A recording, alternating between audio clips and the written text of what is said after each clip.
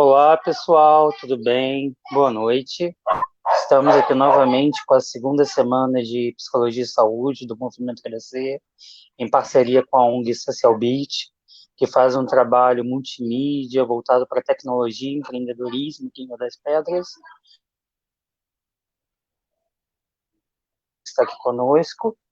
Mas temos aqui a Eide Araújo, psicóloga, para falar com a gente sobre um tema extremamente importante, que é como os abusos na infância influenciam a nossa vida adulta, né?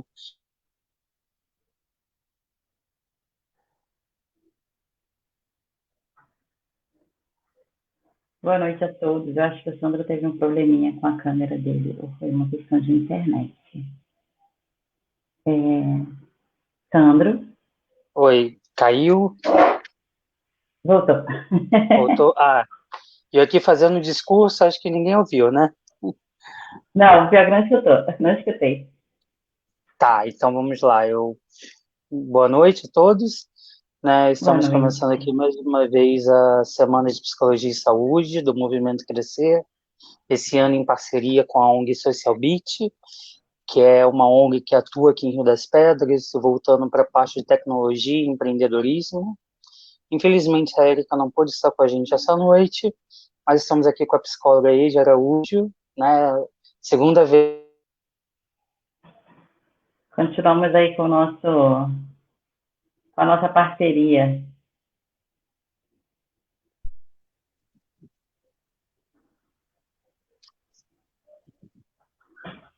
Sandro,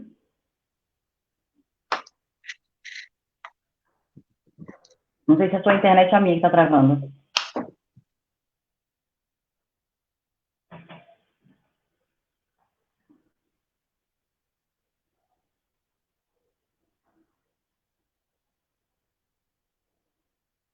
Boa noite a todos. Eu vou dar continuidade enquanto o Sandro consegue organizar lá a questão da internet dele. Então, eu vou falar hoje sobre o impacto do abuso infantil na vida adulta, né? Porque quem de nós nunca se pegou pensando um pouco sobre a infância, né? Deixa eu voltar um pouquinho. Eu quero agradecer o Sandro, o pessoal do Movimento Crescer e do Social Beat pelo convite. Mais uma vez, é o meu segundo ano com eles e eu fico sempre muito honrada e lisonjeada por isso. Quem quiser fazer pergunta, pode fazer pelo chat, tá? Pode fazer perguntas que eu vou respondendo no decorrer, tá bom? Espera que eu não sei se o Sandro tá.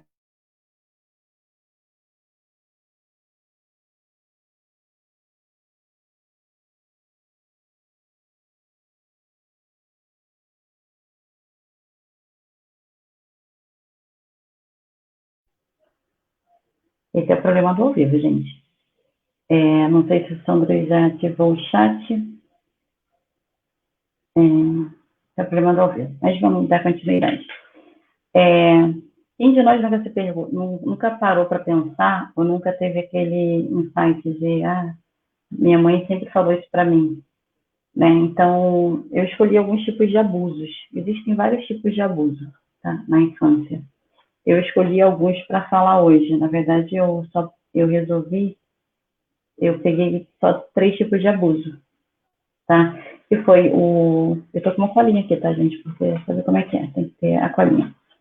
Que é o abuso físico. O que seria o abuso físico? É aquele, sabe, quando às vezes o pai está estressado, os pais está estressado, ou tem. Sandra vai voltando, eu acho. E aí, Sandra? Acho que voltou. A internet resolveu implicar comigo de novo. Eu já fiz o agradecimento a você, o Movimento Crescer e ao Social Beat, né? E aí comecei a falar um pouquinho sobre o tema, que é o impacto Nossa. do abuso na vida adulta, né? Porque quem de Ah, nós legal.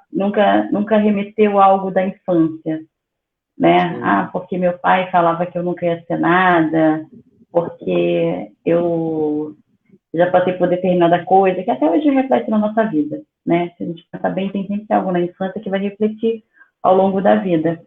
E existem vários tipos de abuso, né? Vários tipos de abuso. E uma coisa que me chamou muito, muito atenção foi o número de abuso, né, infantil, que aumentou muito. Em 2011, nós registramos 14 mil casos de abuso, né, de violência doméstica, que aí entra todos os tipos de abuso. Porque existem vários tipos de abuso, né?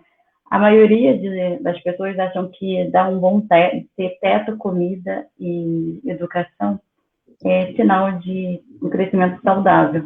Mas o crescimento saudável, uma infância saudável, vai além disso. Vai além disso tudo, né? Tem que ter uma responsabilidade emocional e afetiva com as crianças. Isso é muito importante. As pessoas esquecem que afeto também é uma necessidade básica, né? Tanto quanto comida, roupa e moradia. Exatamente. As pessoas esquecem disso. E isso vai refletir ao longo da nossa vida, da vida inteira, né? Eu peguei 3 tipos de abuso. Existem vários tipos de abuso. Então, eu peguei 3 tipos de abuso. Lembrando que tem Só vários deixa eu dar um fatores. recadinho. Deixa. Pessoal, se vocês tiverem dúvidas, tá, pode escrever nos comentários que a gente vai respondendo ao longo do encontro. Isso, por favor. Qualquer dúvida pode deixar aí e nós vamos responder. O abuso, ele envolve vários fatores, tá? Envolve vários fatores. E ele vai refletir na nossa vida ou na vida da criança de pessoa para pessoa. Cada criança, cada indivíduo vai ter um reflexo na vida diferente, tá? Isso não é uma regra. Eu passei por isso, eu vou responder com esse comportamento ou dessa forma. Isso não é regra. Cada pessoa vai reagir ou vai encarar aquilo ali de uma forma diferente. Só para a gente não botar todo mundo no rótulo, né? Então, eu peguei o abuso físico, que é o abuso que é quando tem aquelas agressões, né? Mas aquelas agressões de tapas, de corte ou até de tortura mesmo. Que isso geralmente ou pode acontecer quando os pais estão sob o uso de substância, sobre o álcool, quando os pais têm problemas financeiros, né? Quando o abuso, ele também ele ocorre por várias pessoas, não só os pais, tá? Exatamente não dizer que os pais são o bicho-papão da situação. Professores, vizinhos, tio, madrinha, qualquer pessoa pode ser o abusador, tá? Para a gente não ficar só generalizando. Eu vou usar o pai, a mãe, né, os pais, assim, as pessoas próximas, sempre, porque são a primeira sociedade da criança. Fica sendo a primeira sociedade da criança. Então, a primeira agressão é o abuso físico, né, que isso é uma coisa mais fácil de ver. É fácil de você ver uma criança quando ela está sendo abusada fisicamente. Ela vai ter marcas de agressões, ela vai ter hematomas, ela pode ter cortes. Tem várias maneiras de observar isso, né? E isso a criança vai refletir de alguma forma na escola, com os amiguinhos. Aquela criança que às vezes é muito agressiva, né? Pode ser reflexo disso. Ah, quer dizer que toda criança que é assim, ela sofre abuso? Não, não quer dizer. Mas é um indício, né? Ou pode ser um motivo para suspeitar disso, tá? Pode ser motivo para suspeitar disso. O abuso mais complicado e o mais difícil de ver é o abuso psicológico. Não tem uma maneira de medir esse abuso. Não é um abuso que você consegue ver. E o abuso psicológico ele é muito sutil. É aquele negócio que às vezes a gente pega e fala assim, se você não fizer isso, eu não te amo mais. É uma maneira de abuso. Às vezes ele parece uma brincadeira, né? E o abuso psicológico ele vem em forma de brincadeira muitas vezes. Né? Ele vem nessa forma de brincadeira, é muito sutil esse abuso, né? O abuso que fala que é o que vai diminuir a criança um pouco mais fácil. Aquelas coisas que a gente fica, você é um imbecil, você é um idiota, você não serve para nada. Quantas vezes a gente pede para a criança fazer alguma coisa, a criança não faz ou demora, e a gente fala, você não serve para nada, você é um inútil, né? E isso é marcante na vida da criança. Tá? Isso é marcante, isso vai refletir na vida dela de uma forma muito negativa. Então, o abuso psicológico é um abuso muito difícil da gente perceber, né? E o abuso sexual, que é o abuso mais comum, né? A gente pode... É um abuso que talvez as pessoas fiquem mais chocadas, né? Os outros tipos de abuso não chocam tanto quanto o abuso sexual, ou E como é esse tipo de abuso? A gente pensa que o abuso sexual é só quando se toca na criança, né? E lembrando que o abuso sexual é diferente do estupro, tá, gente? Tem uma diferença aí. O abuso sexual, nem sempre ele é caracterizado como, não é estupro, é totalmente diferente. E o abuso sexual, ele se dá de várias formas, até de uma forma muito sutil, que é, às vezes, só obrigar a criança a assistir vídeos pornográficos. Sabe aquele negócio de, às vezes, botar o menino para ver, vê aqui mulher pelada, né? Dependendo da idade da criança, olha que violência para ele ver aquilo ali. Né? Mostrar imagens eróticas para a criança é uma violência, é um abuso também. Então, é bom a gente tomar esse cuidado. Às vezes, a criança de ter que se exibir, né, para aquele adulto também. E o abuso sexual, ele é um abuso que acontece sempre, ou na maioria das vezes, por pessoas muito próximas à criança. É uma pessoa que a criança confia, que a criança gosta. Então, a criança, ela consegue ser intimidada por essa pessoa. Quando o abusador fala com ela, não conta, senão eu vou fazer isso, aquela criança, ela gosta daquela pessoa e ela tem medo. Ela é coagida por não contar. Então, assim, além do toque físico na criança, que vai caracterizar o abuso, existe o abuso que é não verbal, né, que a gente chama de abuso não verbal, que é o abuso sem toque. É só quando eu obrigo a criança a se exibir, eu obrigo ela a me ver, eu obrigo ela a assistir determinadas coisas. Isso também é caracterizado abuso. Tá? E como é que isso reflete na criança? A criança ela pode ir para dois polos quando acontece isso. Ou ela vai ficar, ela não vai conseguir ter laços afetivos, ela não consegue estabelecer laços afetivos saudáveis, né? Ela não consegue por causa disso, ou ela vai ficar hipersexualizada, né? Ela vai achar que ela só vai ser amada se ela fizer aquilo, né? Quanto mais sexo ela dá para o outro, mais ela se sente amada. Então, a gente tem dois polos aí, que quando essa criança ela vem à idade adulta, ela pode manifestar dessas duas formas, né? Como é que a gente percebe que essa criança ela está tendo qualquer tipo de abuso, tá? Não é só o abuso sexual, que talvez seja o mais fácil da gente identificar. É quando essa criança ela tem uma mudança muito brusca de comportamento, tá? Uma criança que geralmente é muito extrovertida, ela está sempre brincando, ela está sempre alegre. Se de repente ela fica uma criança muito introspectiva, ela come naturalmente, ela começa a perder o apetite, a ter um apetite exacerbado. Quando ela tem um sono regular, um sono normal, e de repente ela começa a ficar muito sonolenta, ou fica com medo de dormir, isso são sinais. Tá? Requer que os responsáveis eles comecem a observar, perguntar a essa criança o que acontece. Mas perguntar de uma... Oi. É bom destacar também se do nada a criança pega implicância com alguém, né? Sempre se relacionou super bem com aquela pessoa, do nada ela não quer ver mais aquela pessoa, não quer ficar mais perto.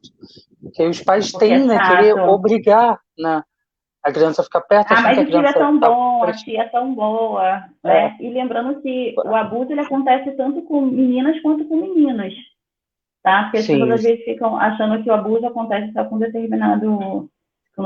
só com meninas. Não, o abuso também acontece com meninas também, tá? E quando assim os pais tendem, né, a forçar que assim, mas o tio é tão bom, o tio é legal, vai lá, para de frescura. Abraça o tio. Isso também é um sinal importante. Isso é um sinal importante. Tudo que é muito brusco na vida dessa criança, toda modificação brusca na vida dessa criança é um sinal. É um sinal disso. Então, perceber esses sinais, né, que são muito peculiares. E, às vezes, os pais, o responsável, né, por estar no dia a dia muito corrido, por estar ausente por um longo período de tempo, porque a criança vai para a escola, vai para o curso, está sempre envolvida com muitas atividades, às vezes não se percebe isso, ou acha que a criança está tendo, é frescura, né? É frescura, está sem frescura, aí você obriga a criança a ir. A criança não quer ir mais para a casa do amiguinho X. De repente, a criança sempre gostou de ir para lá, passar final de semana lá. De repente, a criança não quer mais ir. É um sinal de alerta. O que aconteceu? Né? O que aconteceu com essa criança? A gente pode ter o abuso psicológico, o abuso físico. Então, assim, é um sinal de alerta e é dar ouvido para essa criança. Muitas vezes os responsáveis, eles acham, essa criança é frescura, mas é muito Eide, tem importante uma dar pergunta aqui ouvido. da Antônia que eu achei legal. Tá aqui, olha Diga. só. E quando a criança sofre o abuso psicológico na fase adulta, ela passa a ser uma pessoa submissa. Tem essa possibilidade? Quais são os sinais? Tem essa possibilidade. Você imagina uma pessoa que ela está sempre sendo diminuída, né? Ela está sempre sendo incapacitada. Ela está sempre sendo colocada numa posição de incapacidade, de inutilidade. Quando ela cresce, ela pode se sentir na posição de submissão. Por quê? Como é que a gente percebe isso? É uma pessoa que ela acha que ela só vai conseguir agradar, ser querida ou ser amada por outras pessoas se ela se submeter àquilo, né? Eu não me sinto merecedora. Então, eu estou sempre tentando agradar o outro. Eu estou sempre aceitando o que o outro faz, porque eu não me sinto capaz de ter algo melhor do que aquilo. Eu não sou capaz, eu nunca tive, desde a infância eu nunca tive. Então, como é que eu vou aceitar algo que eu nunca tive, que eu não sei o que é? Então, assim, a submissão pode ser um indício de abuso psicológico, né? Ou de abuso físico também. É uma criança que é maltratada, que é retirada dela tudo que ela gosta, sempre, fez qualquer coisa. Não lavou a louça, não vai mais ter isso. Né? Diálogo. A palavra-chave para tudo é o diálogo. A criança, desde sempre, ela aprende a falar. Né? Ela vai mostrando o que ela quer através desse diálogo. Quando elas são muito pequenininhas, tem um diálogo não verbal, que a gente vai perceber muito pelo comportamento, mas quando elas crescem, ela tem o verbal, que elas vão falar sobre isso. Né? E como é que eu faço esse diálogo com uma criança? É sentando com ela, sentando com ela, me colocando na mesma altura dela, para que ela me olhe nos olhos e se sinta acolhida por mim. Porque quando nós olhamos e conversamos com a criança de cima, é como se ela sentisse o medo daquela pessoa. Ela é muito superior a mim. Então, como é que eu vou falar? Né? E às vezes a criança tenta falar e o pai nunca pode escutar. Não, eu estou ocupado. Ela vem besteira. Né? E isso, olha como é que nós, adultos, quando nós queremos falar algo com alguém importante para a gente, pode ser o chefe, o namorado, o marido, qualquer pessoa, Sim. Se a pessoa fala assim, agora não, estou ocupado, nós já nos sentimos, nós já temos um estranhamento, apesar de entendermos que naquele momento não é possível, tem um estranhamento ali, né? Tem às vezes até um sentimento de rejeição, nossa, não quer falar comigo, aconteceu alguma coisa, que merda eu fiz. A gente nunca pensa que o outro pode estar com algum problema, sempre somos nós o problema, entendeu? Então, assim, observar com cuidado e carinho essas crianças, entendeu? Isso é importante, esse diálogo com a criança, para que ela consiga ser acolhida, né? A maior parte dos casos que nós temos de abuso são crianças que elas relataram o abuso, mas o responsável não acreditou. De alguma forma, eles não acreditaram naquela criança. E aí aquela criança continua sendo submetida àquele abuso por um longo período de tempo. Né? E o que a gente vê, como é que essa criança lida com isso, né? O abuso, geralmente, ele começa na infância e vai até a adolescência, quando essa criança ela começa a ter maior autonomia, e aí ela tem alguns jovens que se dizem adolescentes rebeldes, eu não entendo que meu filho foi assim, eu sempre dei tudo o que ele quis, as melhores escolas, os melhores brinquedos, mas como é que eu dei o meu tempo para essa criança, o meu afeto? Como é que eu me dei para essa criança, né? E se eu me dei, né? Porque às vezes eu dou tudo que essa criança quer, mas eu não consigo sentar com ela 10 minutos para brincar. Não consigo sentar 10 minutos porque eu não tenho tempo. Eu não tenho tempo porque eu não tenho paciência, porque eu estou acostumada a trabalhar e nessa pandemia eu tive que ficar em casa, porque a pandemia reforçou muito essa questão até do abuso físico e psicológico, porque antes nós ficávamos ausentes de casa e de repente nós tivemos que ficar dentro de casa e lidar com pessoas que nós não lidávamos por um longo período de tempo. Antes a criança tive que lembrar que morávamos com outras pessoas, né? Nem lembrávamos disso, não tínhamos essa noção de que quem mora comigo aqui? eu não morava com ninguém, né? Assim, 5 minutos, assim, ou no jantar, e aí depois cada um vai para sua cama e dorme, né? Sim. E Eu vejo que hoje durante em a dia muitas pandemia, famílias, né, não tem nem mais o costume de sentar junto para almoçar ou jantar. para almoçar, é aquele negócio de almoçar, tomar café da manhã, né? Porque Sim, hoje, geralmente, as pessoas estão muito distantes, né? sim, É, uma outra coisa que a gente pode ver também como indício de qualquer a negligência também entra como abuso, tá? Mas a gente pode ver também como um abuso quando a criança ela começa a fugir. A criança está muito mergulhada no celular e no computador. Essa criança está compensando alguma sim. coisa. Pode ser falta de Ó, afeto, pode ser falta de carinho. Pode falar, Sandra. Eide, tem uma pergunta aqui do Eduardo que eu achei muito importante. Achei bem legal a pergunta dele. Que ele coloca assim: como os pais que lidam com uma criança que sofreu abuso podem mostrar para a criança que ela não é culpada? Dependendo da idade, a criança ela vai se sentir culpada ou não, tá? Dependendo da idade, ela só vai se sentir agredida, ela vai ter só um estranhamento com isso.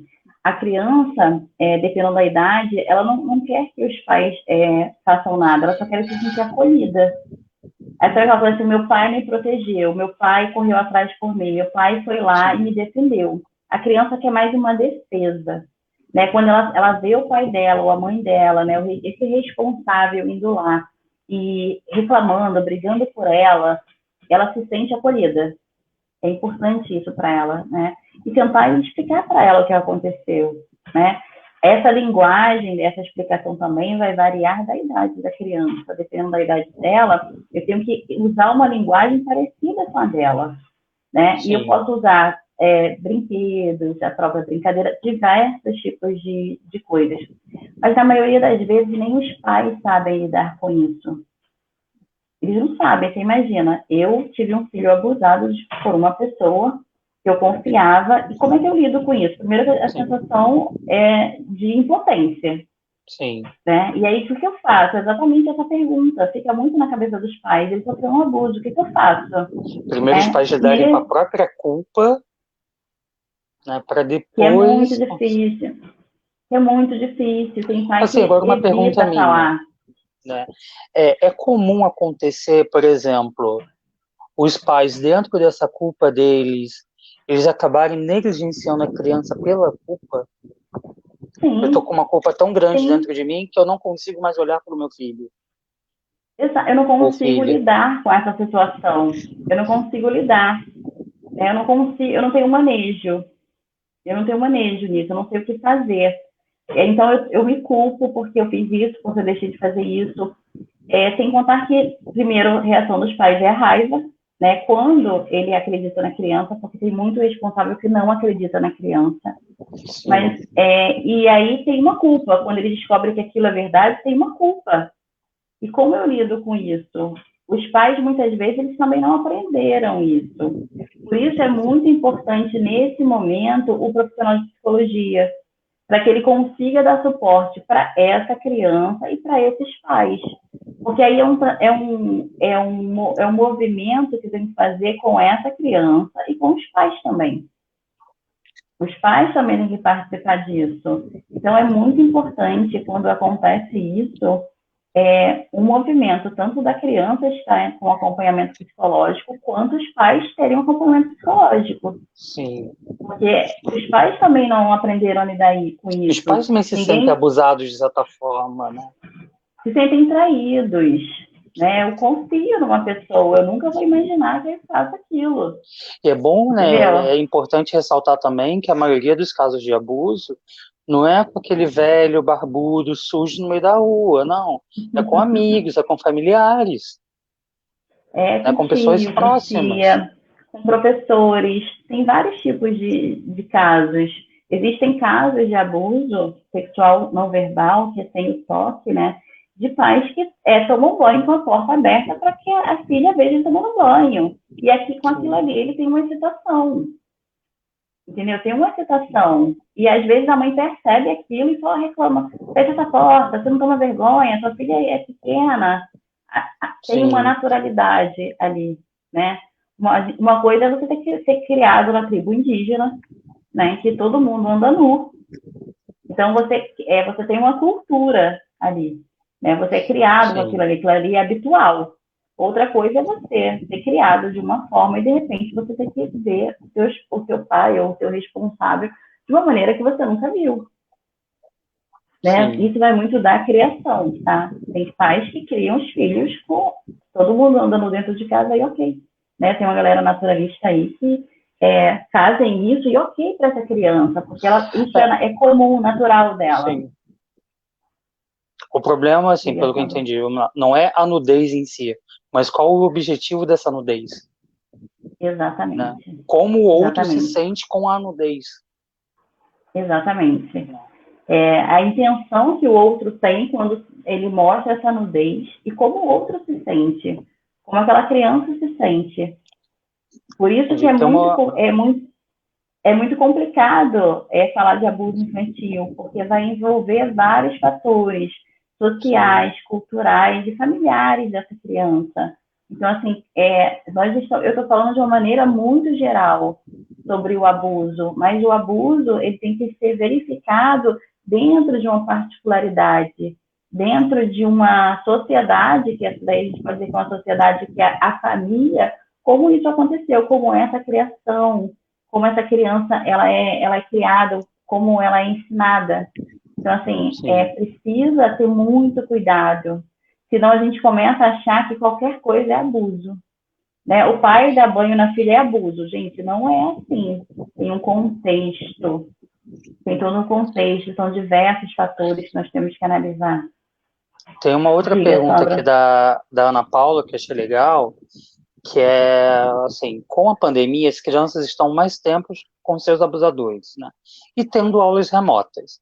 Como os professores podem detectar esses abusos nesse ambiente virtual? A criança, os professores conhecem a criança, né? Elas têm uma percepção dessa criança e essa vai ter uma mudança aí de comportamento. Uma criança que ela é muito tranquila, é muito calminha, está sempre ou é muito levada, está sempre brincando. Essa criança ela vai ter uma irritabilidade um pouco maior. Ela pode ter uma irritabilidade um pouco maior. Ela pode querer não participar mais das aulas, porque um dos fatores também do abuso é a evasão escolar. Muitas crianças abusadas, crianças e adolescentes abusados, eles saem da escola, porque eles ficam com vergonha daquilo. Então, tem a evasão escolar, ele é um fator observável. Nesse caso da evasão escolar, poderia também ser o próprio autor do abuso que faz a criança sair justamente com medo de uma denúncia? Pode ser. Inclusive, o abuso pode acontecer na própria escola. Sim. Pode acontecer na própria escola. O abusador ele pode coagir essa criança para ele não frequentar mais a escola, para ter mais tempo junto com essa criança, ou para que outras pessoas não percebam o que está acontecendo com essa criança. Né? Quando a criança tem uma mudança muito brusca de comportamento, de atitude, de funcionamento, nós precisamos ficar atentos, né? De passar a dar ouvido a essas crianças. Sim. A criança que ela sofre abuso, ela começa a ter uma tendência também de destruir os brinquedos. Geralmente elas cuidam bem dos brinquedos e elas passam a destruir os brinquedos. As meninas, elas começam a rabiscar as bonecas, as partes das bonecas. Elas arrancam os braços, as pernas. Ela começa a mudar. Ela tira aquilo ali, a raiva dela ali, naquele brinquedo. Então, são sinais, tá? São sinais. Pode acontecer da criança estar pé da vida, ela está extremamente com muita raiva e ela quebrou um brinquedo. É a maneira que ela tem de colocar essa raiva dela para fora. Né? Então, assim, não é generalizar, mas é observar. E a criança ela pode apresentar um ou mais desses sinais e ela também não ser abusada. Mas é entender o que está acontecendo com essa criança. Ela está querendo dizer alguma coisa com esse comportamento. O que é isso? O que ela está tentando falar? Ela está tentando dizer alguma coisa. Mas muitas vezes o pai não presta, o responsável não presta atenção, ou não tem muito tempo, mas tem aí uma fala, eu estou querendo dizer algo. Então, é prestar atenção nessa criança, nesse contexto no qual essa criança está inserida. Isso é importante, sempre o contexto em que ela está inserida. Uma coisa que a gente vai ver muito... Diga. Desculpa. E é bom também a gente frisar aqui, né, que como a gente falou da culpa dos pais, a culpa ela vem permeada por vergonha, e muitas vezes a vergonha impede que os pais também busquem ajuda. E é importante também avisar que, assim, infelizmente, né, é uma coisa normal na sociedade acontecer. Né? E aí é bom até lembrar que nem sempre o normal quer dizer bom. Né? Eu lembro na época de estágio, né, a gente tinha um grupo de estágio, vamos dizer, de 10 casos de meninas, em torno de 7 casos vinham, né, tinham contexto com abuso, né, nem todas vieram por causa do abuso em si, mas num relato a gente ouvia isso. E isso era uma coisa muito alarmante. Né? Eu lembro que quando eu me dei conta, eu me assustei bastante com o número. Então, é bom assim que os pais também saibam que não precisa ter vergonha disso. Né? É importante buscar ajuda. E o interessante é que assim, os pais e a criança sentem vergonha. E muitas vezes o abusador não. Sim. É interessante isso. O abusador, ele não tem essa vergonha. E provavelmente ele ele faz isso há um período de tempo, não só com essa criança, mas com outras também. E ninguém nunca percebeu. Então, assim, o responsável, ele tem essa vergonha porque é um sinal de impotência. Eu não fui capaz de proteger o meu filho, o que eu estava fazendo, que eu não percebi isso. Tem uma culpa aí, né? Tem uma culpa, tem uma raiva contida. Então, assim, lidar com isso. Aconteceu, vamos lidar com isso. É igual as pessoas... o ser humano, ele tem a mania de colocar as coisas para baixo do tapete. O que eu não sei lidar, eu boto embaixo do tapete. Só que isso, ao longo da vida, vai refletir de uma forma. Infelizmente, ela vai refletir. Você vê, o tapete fica estufado, né? Oi? O tapete fica estufado, né? Tem uma hora que o tapete não vai comportar.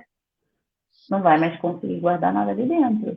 Porque, além do abuso, existem outros fatores que a criança enfrenta ao longo do tempo. Mudança de escola, mudança de casa, separação de pais. Então, você imagina lidar com tudo isso e tudo isso vai botando embaixo do tapete. Né? Vai botando embaixo do tapete. A gente vê muito a questão do abuso emocional em pais que se separam. Quando o pai ou a mãe fala assim, você não gosta de mim, você só gosta dela. A criança, ela se sente coagida a gostar só de um. Né? Você fica feliz com a sua... você não pode fazer isso com a sua mãe, porque senão o pai fica triste. É como se eu pedisse para essa criança inverter o papel. Né? Ela vai ser vai virar meu cuidador, meu protetor, ao invés de fazer o contrário. Então, a gente percebe isso no abuso psicológico e emocional. Quando, na brincadeira, eu tento impedir o meu filho de ter um relacionamento bom com o outro genitor. Né? Isso vem de uma forma muito sutil. Né? Vem, às vezes, numa brincadeira, vem, às vezes, no dia. A criança chegou mega feliz lá da casa do pai ou da mãe, né? Contando que foi legal, que isso, que aquilo. Sim. Aí o outro faz uma carinha triste. Por que você tá assim, mamãe? Porque você só é feliz quando tá com seu pai, ou você só é feliz quando tá com a sua mãe. E aí eu fico triste, eu finjo que eu choro, né? Então, assim, o responsável que não consegue lidar com a criança, ele tende a fazer assim, mamãe não é feliz quando você faz isso. Ela faz com que ela tenta conseguir o que ela quer da criança através de uma chantagem emocional. Se você fizer isso, mamãe vai ficar feliz, senão você não sou feliz, mamãe não te ama. E olha como é que é isso, né? Eu não sou amada pela minha própria mãe. E como é que isso vai refletir na minha vida adulta. Né? A gente observa que a gente tem um número grande de pessoas abusadas que elas usam entorpecentes. né, elas fogem para as substâncias, tanto o álcool quanto a droga, é como se ela quisesse amenizar aquela dor e aquela culpa, aquela vergonha, aquela raiva, e aí ela começa a procurar coisas que fazem fugir disso. Então, fica embriagada, que aí é uma fuga, né? As próprias drogas, elas têm essa fuga, né? Ela tem esse poder de tirar dessa realidade. Então, a criança, a gente vê isso. Nem todo usuário de droga foi abusado, tá? Sim. Mas a gente percebe que alguns abusados, eles tornam-se usuários de droga. Pode acontecer como uma fuga. Qual é a coisa mais barata que tem hoje em dia para fugir? De repente é o álcool. Sim. Né? Tem uns que compensam, vão meter a cara na comida. Por quê? O meu corpo, do jeito que ele é desejado. Então, eu vou deformar essa figura que eu tenho hoje, né? Tanto para ou ficar muito magra, né? Que aí a gente desenvolve outros transtornos, ou eu vou ficar extremamente obesa, que é para não ser mais desejada. Aí vai refletir na roupa, no cabelo. As meninas tendem a se vestirem com roupas muito mais largas do que o habitual, né? Elas não se cuidam mais, elas começam a perder um pouco, elas ficam muito introspectivas, então tem que ter todo um cuidado. Tem todo um cuidado com essa criança e observar essa criança e esse adolescente, como é que é esse funcionamento. E às vezes esse movimento, desculpa aí, às vezes esse movimento não parte da criança, pode partir do responsável, né? Pode. Muitas vezes, por exemplo, a mãe cria uma competição com a filha pela atenção do pai, né, barra marido, né? E começa a projetar na filha ela não usar tal roupa, ela ter que comer muito para engordar, alguma coisa para ela não se tornar também atraente para o pai, para o namorado, pela insegurança da própria mãe. Isso também é uma forma de abuso, né? Isso é uma forma de abuso.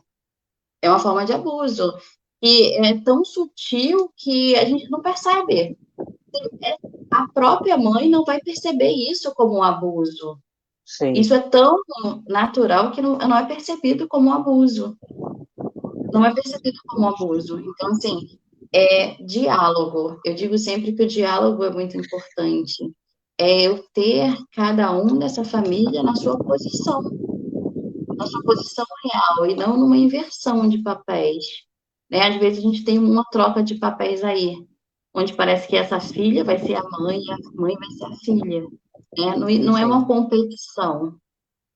A mulher, quando ela se torna mãe, ela é uma cuidadora por um período de tempo. Né? E estimular essa criança, a sua autonomia, né? essa autoestima. Nós percebemos muito no jovem abusado uma baixa autoestima. Eles nunca são suficientes para nada, eles nunca se sentem bem, eles nunca são bem-vindos, eles nunca vão ser aceitos em lugar nenhum. Eles nunca se sentem capazes de nada. Então, isso pode ser um sinal de abuso. E isso, desses vários tipos de abuso. A negligência é um abuso que a gente quase não percebe. Né? Eu nunca tenho tempo para o meu filho está sempre com alguém, está sempre fazendo alguma coisa que não é comigo.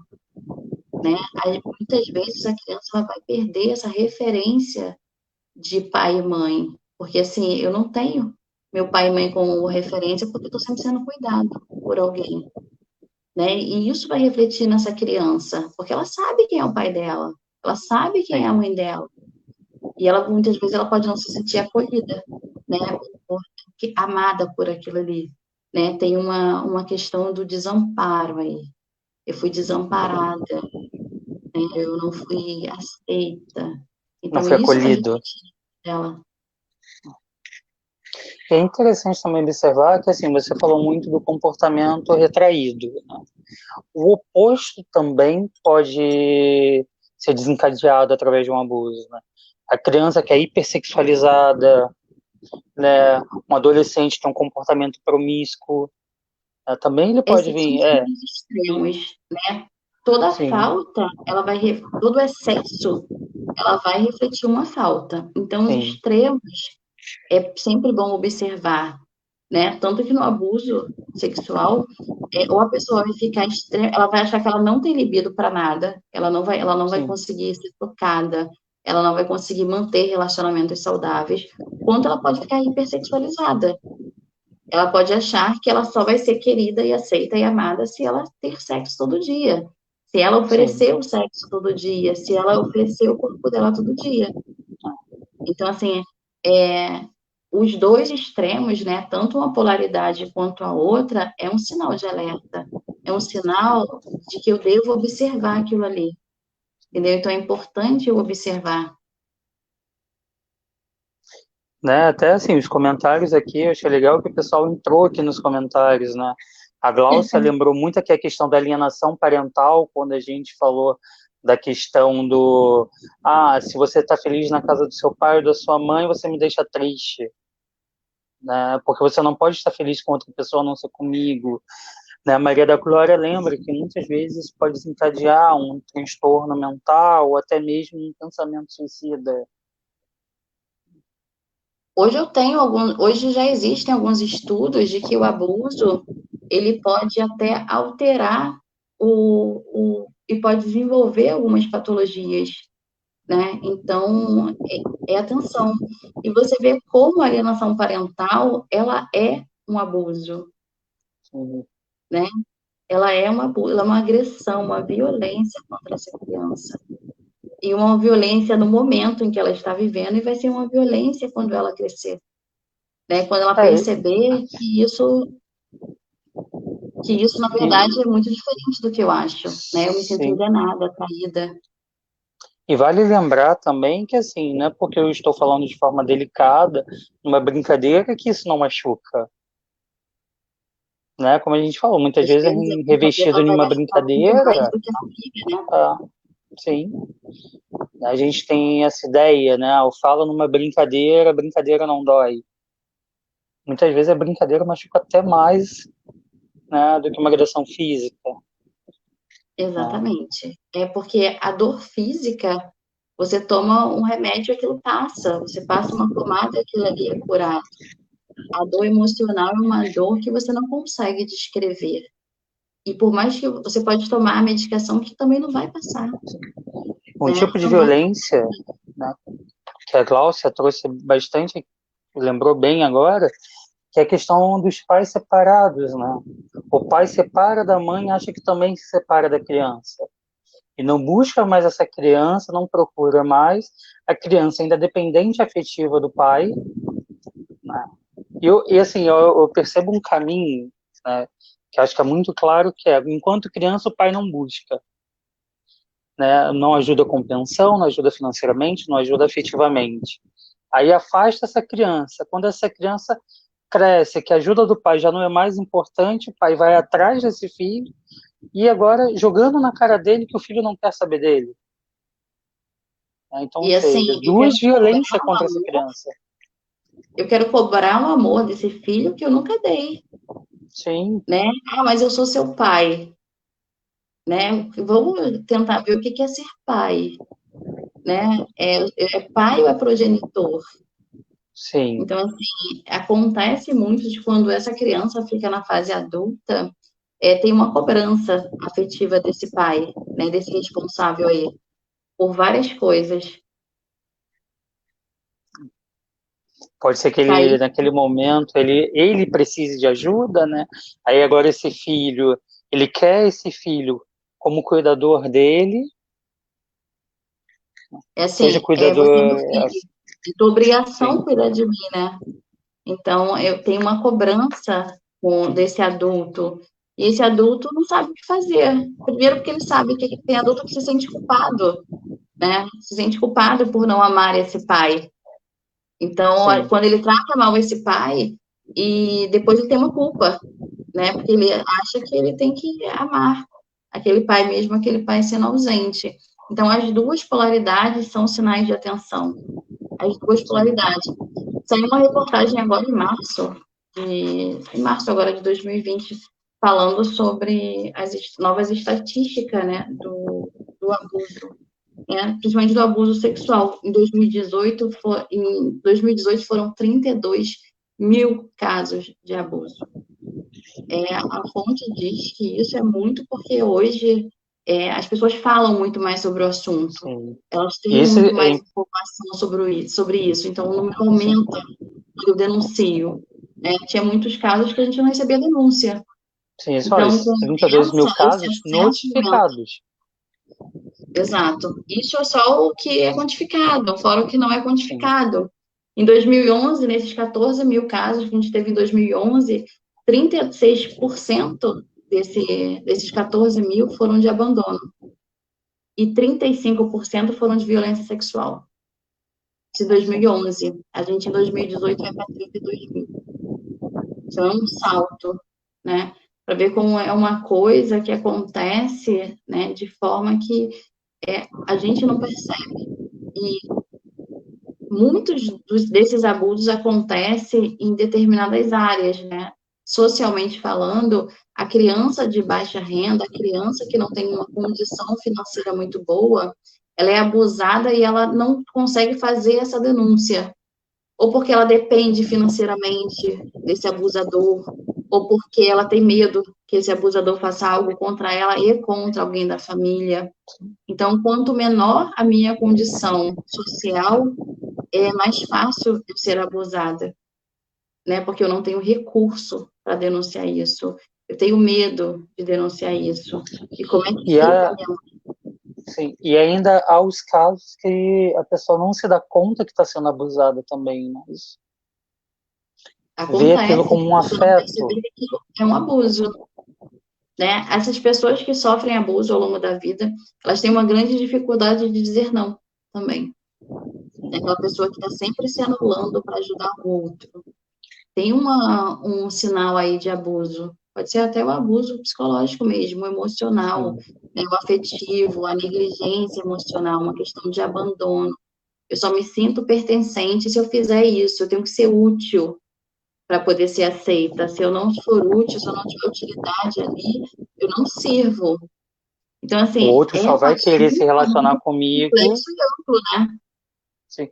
É aquilo, né? O outro só vai se relacionar comigo se eu tiver algo em troca.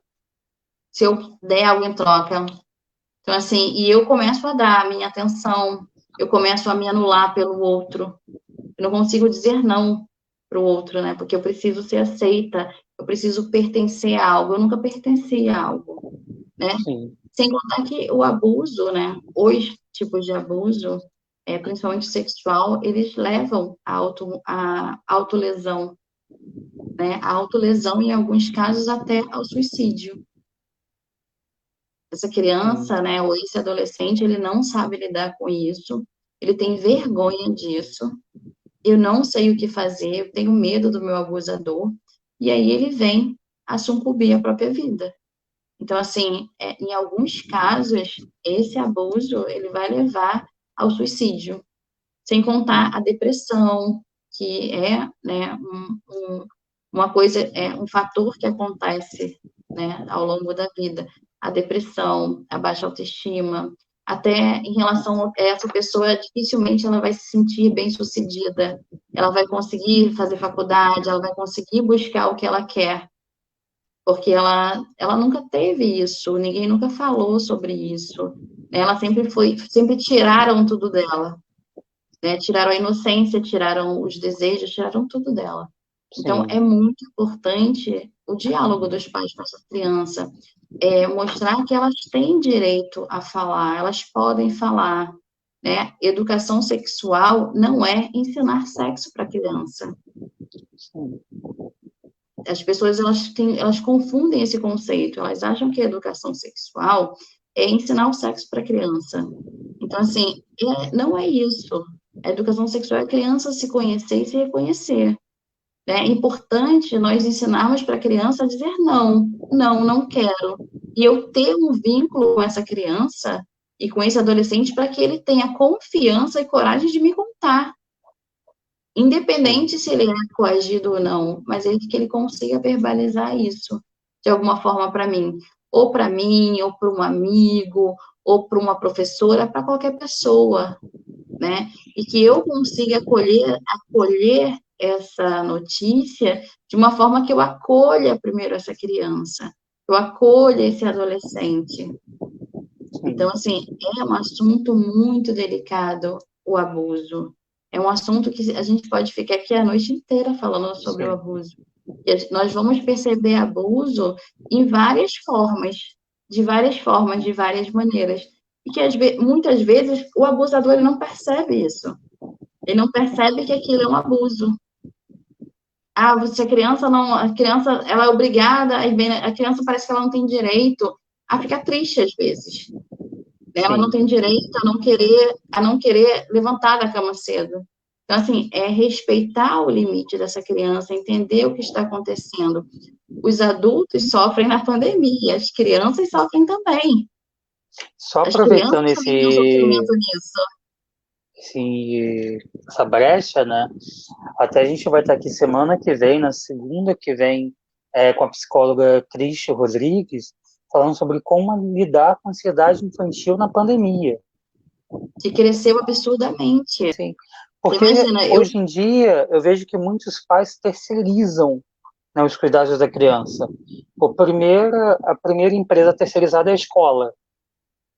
Né? Então, é a escola que tem que educar, e a gente não está falando da educação erudita, vamos colocar assim, e sim acha que a escola tem que ensinar também a educação moral. Né? Coisa que vem primeiro da família. A família que ensina, dá o bom dia, dá o boa tarde, boa noite, pedir desculpas. Não, já terceiriza para a escola. Se a escola não consegue dar um jeito, terceiriza para um assistente social, para um psicólogo, para um fonoaudiólogo. Eu terceirizo essa criança para babá, eu terceirizo essa criança para as atividades físicas, né, para o celular. Para o celular, eu vejo muitos pais usando o celular como babá. E assim, a maneira que eu tenho de, tá me enchendo a cabeça, toma isso aqui, vai fazer o que você quer. Né? Eu uso isso para eu conseguir até o que eu quero dessa criança. Né? E a gente começa, aí depois a gente escuta assim, meu filho não larga o celular.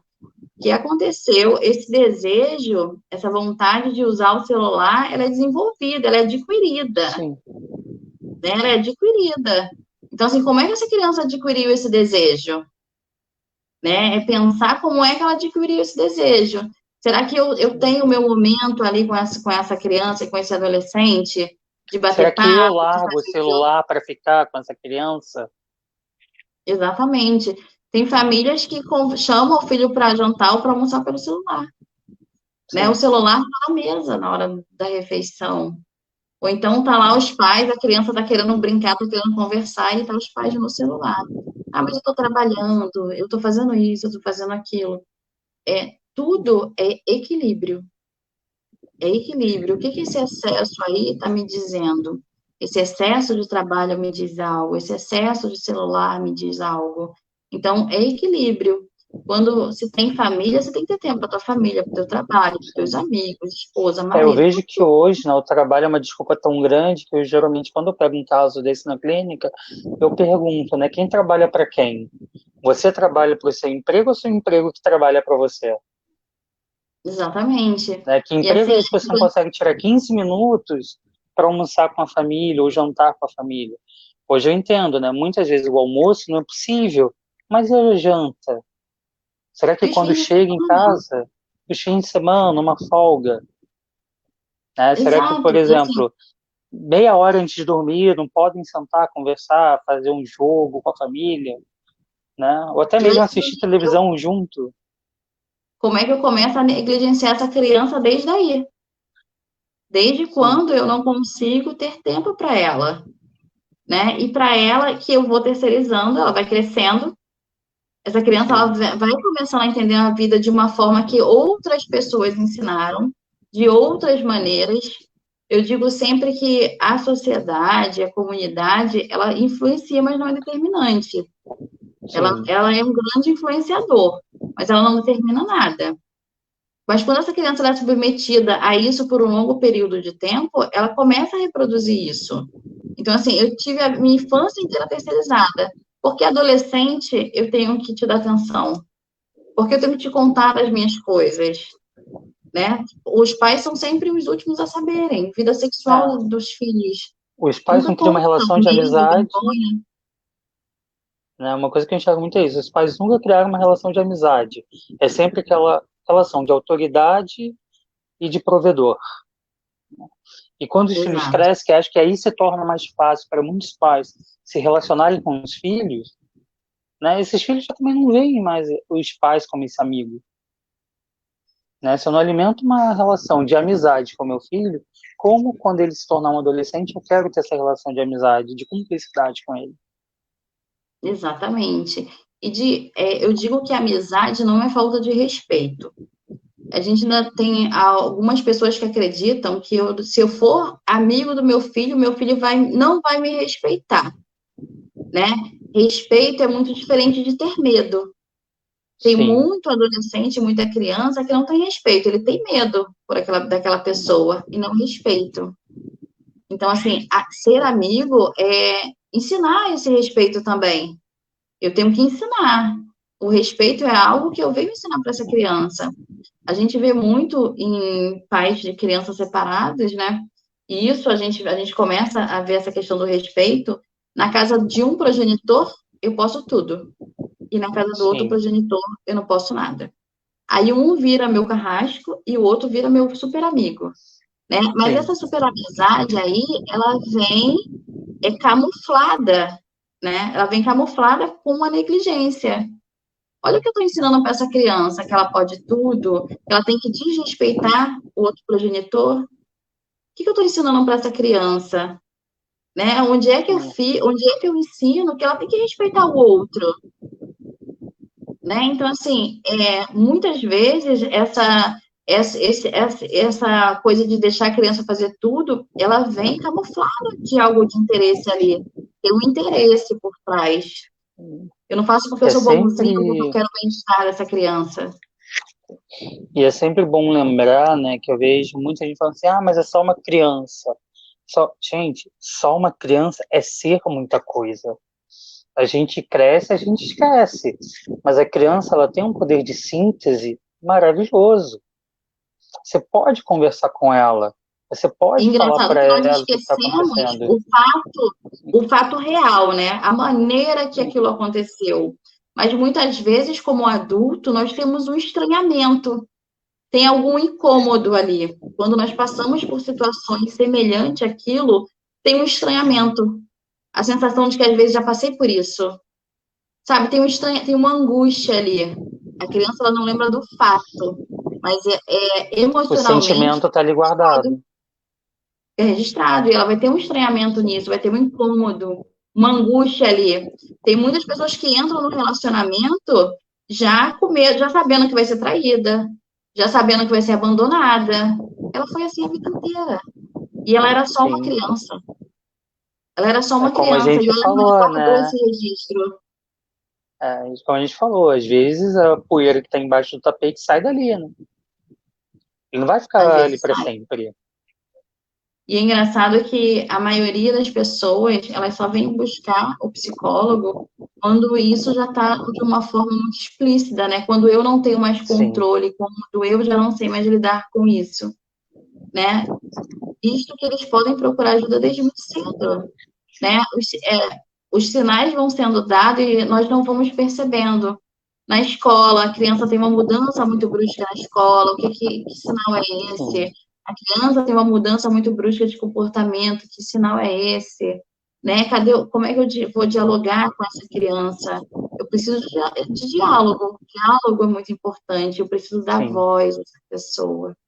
Né? Nós somos seres que precisamos ser escutados.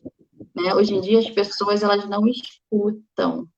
Elas, sim. antes de eu completar o que eu quero falar, as pessoas já estão respondendo. Então, assim, escutou realmente o que eu quero dizer? Às vezes dá uma Sim. resposta que nem era aquilo que eu queria perguntar, Sim. mas estou A tão pessoa nem te preocupada na escutou. resposta que não Sim, presta atenção. Então, assim, é escutar, é oferecer essa escuta, né? E quando eu ofereço essa escuta, eu ofereço o meu tempo para essa pessoa. E olha o quanto isso é importante, sim, né? Eu dedicar, nem que seja 10 minutos do meu dia para essa pessoa, o quanto ela se sente valorizada desde criança.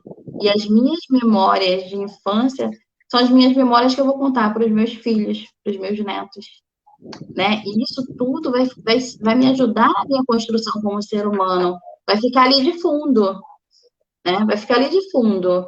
Então, essas memórias, elas vão ajudar na construção do indivíduo.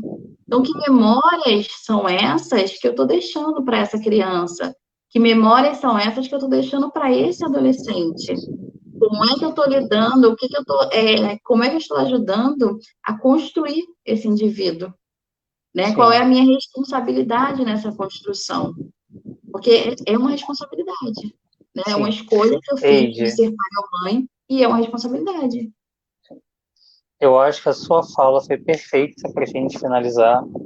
Eu vou ter que cortar, que a gente já está aqui há um tempinho, e assim, por mim a gente ficava aqui a noite toda, E porque é é um um assunto assunto para a noite muito inteira, né? extenso, né? Você falou uma coisa, né, a gente se doar, eu lembrei muito de um livro chamado Depois daquela Viagem, da Valéria Polizzi, se eu não É errei incrível esse a livro. pronúncia, né? Oi? É incrível esse livro. Sim. E que no final do livro ela fala uma coisa que eu acho muito legal, que ela fala o seguinte: se nós simplesmente gastássemos 5 minutos do nosso tempo com outra pessoa, o mundo já se tornaria um lugar melhor, né? Exatamente. Que São realmente 5 é o minutos. acolher o outro. A gente esquece de acolher o outro. A gente está envolto em uma atmosfera de tanto egoísmo, de primeiro eu, segundo eu, terceiro eu, que a gente esquece que o outro é igual, que o outro também sofre, que o outro também tem alegria, também tem tristeza, né? E às vezes a gente esquece um pouco disso. A gente anda com um espelho na nossa frente e a gente só se enxerga. A gente esquece de enxergar o outro, né? Exatamente. Muito obrigado pela sua presença Eu que hoje, assim, a agradeço. gente ficou muito feliz. Eu Espero que que ano que vem agradeço. você Muito, possa muito retornar obrigada. novamente. Muito obrigada. Uma boa noite a todos. Tá, qualquer coisa, o Sim, Sandro e eu estamos disponíveis aí. É só sim, procurar gente. a gente está aí para ajudar. Lembrando que a Eide também está no Instagram. Qual é o seu Instagram mesmo, Eide? É Psi de Araújo. Esse Eide Araújo. Tem o meu, que é o Psi Responde, além da página do Movimento Crescer. E também contamos com as psicólogas Neuma Souza e Patrícia Pontes. Vou testar minha memória agora. O da Neuma acho que, se eu não me engano, é psi.neumasouza, e o da Patrícia é @pontespsi, tá? E, pessoal, se vocês verem casos como os que a gente falou hoje, se vocês passaram por isso e acham que precisam de acolhimento, não se esqueça, aqui na nossa página do Facebook tem um link para vocês se cadastrarem para o atendimento. A gente aqui, com o Movimento Crescer, a gente trabalha com valores sociais para que esse atendimento possa alcançar mais pessoas. E, novamente, agradecer a Érica, né, que abriu aqui espaço junto com a Social Beat para a gente fazer esse trabalho, tá bem? E sexta-feira, às 19 horas, estaremos com os nutricionistas Antônia Chimenez e o Ellison Menezes falando sobre o Comfort Food. Você já ouviu falar, Neide, de Comfort Food? São os alimentos inteligentes, não é isso? Que eles suprem por maior tempo, ou é mais É, rápido esse suprimento de uma necessidade. sim. Se eu não me engano, São é isso, algo parecido. alimentos que eles alimentam também emocionalmente. Então, você come também de forma Interessante. afetiva. Eu lembro que quando o Ellison conversou comigo, eu também vou conhecer melhor na sexta-feira, ele falou assim, imagina aquele frango que você come que lembra uma tarde de domingo na casa da sua avó, né? Então, assim, ele te Aham. satisfaz mais, É uma né? Então, assim, memória, né? Tive uma memória. isso traz uma memória afetiva, tá bem? Então, Super vale a pessoal, pena ver. Estarei muito lá. obrigado. Todos que participaram aqui pelos comentários, de vez em quando eu estava olhando aqui para baixo, tentando ver os comentários, as perguntas de todo mundo, tá bem? E espero vocês aqui com a gente na sexta-feira, tá bom? Tá Um bom. Tchau, beijo tchau. e boa semana. Gratidão a Tchau, todos. tchau. Tchau, tchau. Tchau.